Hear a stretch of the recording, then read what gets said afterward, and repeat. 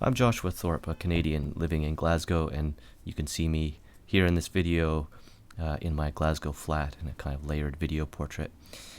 I'll get on to other work very shortly. So I've exhibited internationally, from the MoCA Toronto to Printed Matter and 3A Gallery in New York and the Roberts Foundation in London. Shortly after moving to Glasgow, though, I had a medical event and then it was COVID, so I'm just getting started over in the UK. Really interested to collaborate with other artists and institutions, so let me show you a bit of my work and you can see if it might be something that you'd be interested in too. This work, Stripes for Daylight, uses just a few tablespoons of glossy paint to reflect light in the dark room. Visitors came to this installation, they saw the flash of light somewhere, and they would follow it. They traced its path, like following the will-o'-the-wisp almost, circumnavigating the room.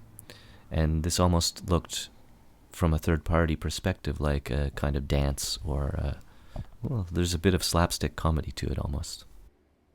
This work, like so much of my work, creates situations that try to question consciousness, perception, individuality versus collectivity, and the radically strange position of simply being a consciousness in space and time. I often work with threads, and the thread will be dangled from the ceiling, stained with watercolor, and free to move at the bottom. So people come in, they see the thread, they approach it, and then they see the thread move in response to natural air currents in the room, but also their own body. This tends to provoke a position of caution and care, but also curiosity in viewers. I think these works are radically ecological in that they ask people to consider the bigger systems that they participate in. And this is a work from Edinburgh's Dock Artists Space as part of the Architecture Fringe Festival 2018. It's called Balloons in the Dark, and these helium-filled balloons are weighted just so that they achieve a kind of neutral buoyancy and seem to move about the space like agents of their own free will, but of course also interacting with visitors who affect the air. One comment in the guest book asked, is this the universe? Which of course I loved. Text also makes an appearance in my work.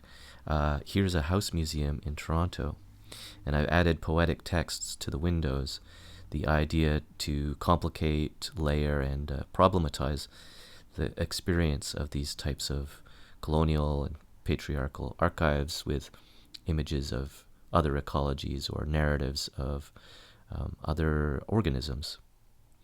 And as part of this, I also installed images of voids that reflect the architecture. And here's a big public work I did. It was a $220,000 project that I led, and it's an installation of 14 flags in a Toronto park. The flags depict not the emblems of nations or of beliefs or arguments, but simple juvenile drawings associated with nature and leisure in parks. It gives this nondescript public space a sense of civic importance, and it draws on the imagination of simple working class and middle class activities. And of course, the action of the wind is central to my interest here and its connection to the cosmos. Finally, I have a music practice with 2 small bands in Glasgow performing songs and experimental music. And I run a radio show on London's Resonance FM called Unusual Music Exchange. You can see 2 episodes pictured here with experimental cellist and composer Sime Wu, and another with artist Asad Raza about our mutual friend and mentor Dan Graham.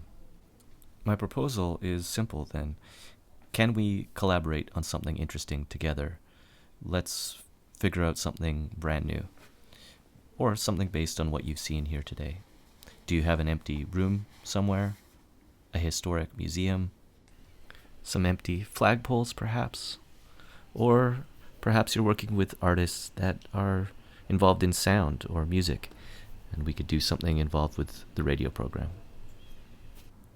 You can see more at joshthorpe.com or email me at jt@joshthorpe.com.